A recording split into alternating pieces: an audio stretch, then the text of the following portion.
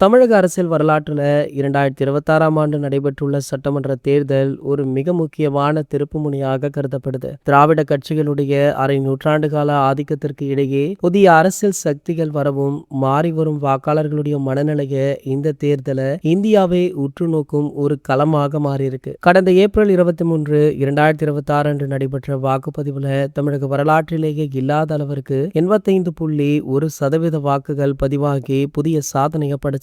இது மக்களிடையே நிலவும் அரசியல் விழிப்புணர்வையும் மாற்றத்திற்கான தேவையுமே எடுத்துக்காட்டுது.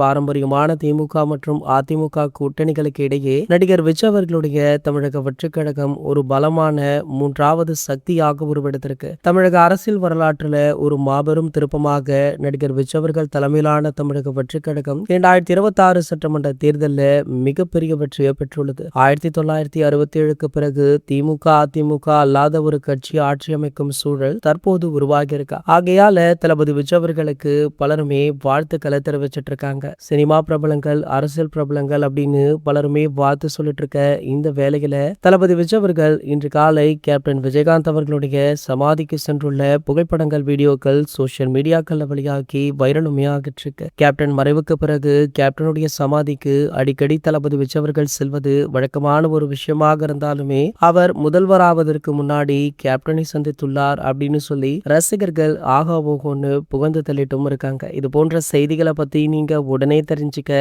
நம்மளுடைய சேனலை மறக்காம சப்ஸ்கிரைப் பண்ணிக்கோங்க.